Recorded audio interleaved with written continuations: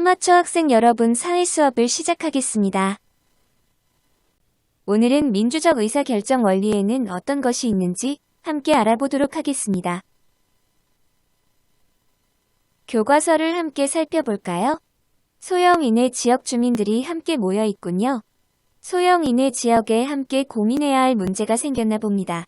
그래서 시위를 하고 있는 모습이네요. 소형인의 지역 주민들은 왜 시위를 하고 있었나요?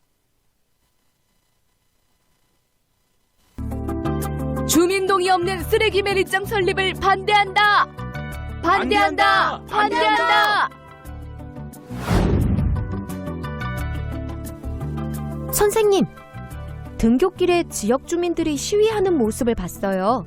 무엇 때문에 그런 건가요? 시청에서 지역 주민들의 동의 없이 쓰레기 매립장을 건설하려고 해서 주민들이 반대하는 거야.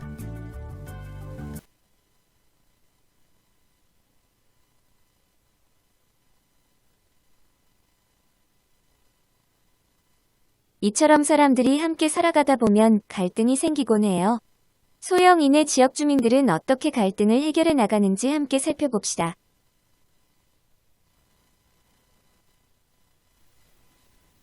우리 지역의 쓰레기 매립장 건설과 관련해 여러분의 의견을 말씀해 주십시오. 저는 반대합니다. 쓰레기 매립장이 건설되면 냄새가 심하게 나고 환경이 오염되기 때문입니다. 저도 쓰레기 매립장의 필요성은 알고 있지만 우리 지역의 이미지가 나빠질 것이 우려됩니다. 쓰레기를 깨끗하게 처리할 수 있는 첨단 시설을 갖추면 냄새나 오염을 방지할 수 있습니다. 제가 설문조사를 한 결과 우리 지역에 부족한 시설이 많았습니다. 쓰레기 매립장을 만드는 것과 함께 우리 주민들에게 필요한 것을 만들면 어떨까요? 저도 그 의견에 동의합니다.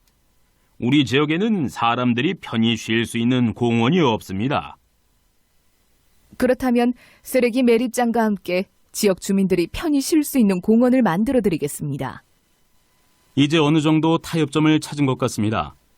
쓰레기 매립장 건설과 함께 공원을 만드는 것에 동의하십니까? 네, 동의합니다. 소형인의 지역 주민들은 쓰레기 매립장 건설 문제를 해결하려고 어떻게 했나요? 주민대표와 시청 공무원 등 다양한 지역 사람들이 참석해 주민회의를 열었습니다. 지역의 대표자들이 모여 이 문제를 어떻게 해결할지 함께 대화하고 토론했습니다. 잘 보았군요. 토론 결과 쓰레기 매립장 건설 문제는 어떻게 해결되었나요? 쓰레기 매립장과 함께 지역 주민들이 편히 쉴 수 있는 공원을 만들어주기로 했어요. 대화와 토론을 통해 타협한 것 같아요. 맞아요. 이렇게 민주적 의사결정은 대화와 토론을 거쳐 양보와 타협으로 이루어진답니다. 꼭 기억해 주세요. 그런데 여러분 항상 대화와 토론으로 양보와 타협을 이루어낼 수 있을까요? 항상 그럴 수는 없을 것 같아요. 모두의 의견이 항상 일치하지는 않기 때문이에요. 자기 의견만 맞다고 계속 주장할 수 있을 것 같아요. 그렇다면 그런 경우는 어떻게 결정하면 좋을까요? 투표를 하거나 다수결로 정해요. 그런 방법이 있을 수 있겠네요. 학급에서도 이런 일이 종종 생기곤 하죠. 그럴 때마다 다수결로 정해요. 라고 했던 여러분의 모습이 떠오릅니다.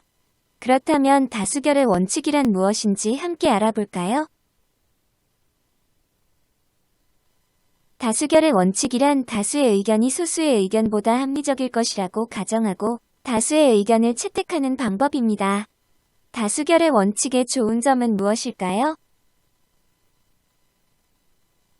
다수결의 원칙은 양보와 타협이 어려울 경우 쉽고 빠르게 문제를 해결할 수 있다는 장점이 있어요. 우리 일상생활에서 활용하는 다수결의 원칙을 생각해 볼까요?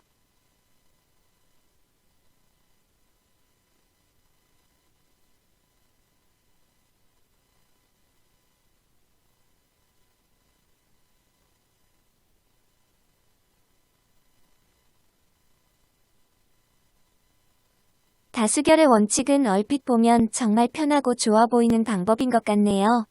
그런데 이런 다수결의 원칙, 항상 좋을까요? 다음 상황을 함께 생각해 봅시다.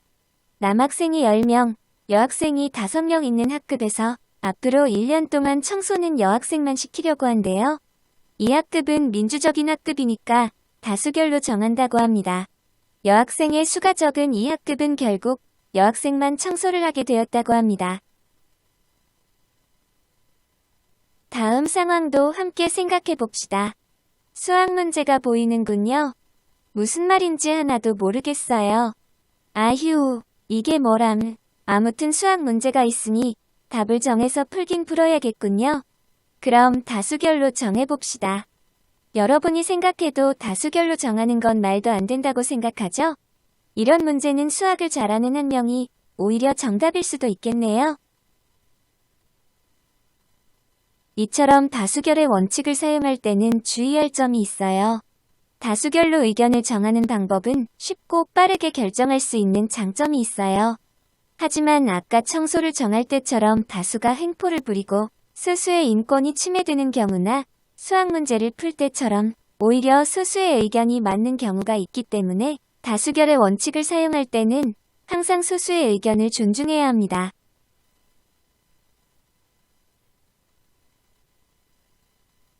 자, 그럼 오늘 배운 내용을 간단하게 정리해 볼까요? 민주적 의사결정의 원리는 대화와 토론을 통해 양보와 타협으로 문제를 해결하는 것이에요. 하지만 양보와 타협이 어려울 때는 다수결의 원칙으로 결정하기도 합니다. 다수결의 원칙을 사용할 때는 반드시 소수의 의견을 존중해야 하는 것도 잊지 마세요.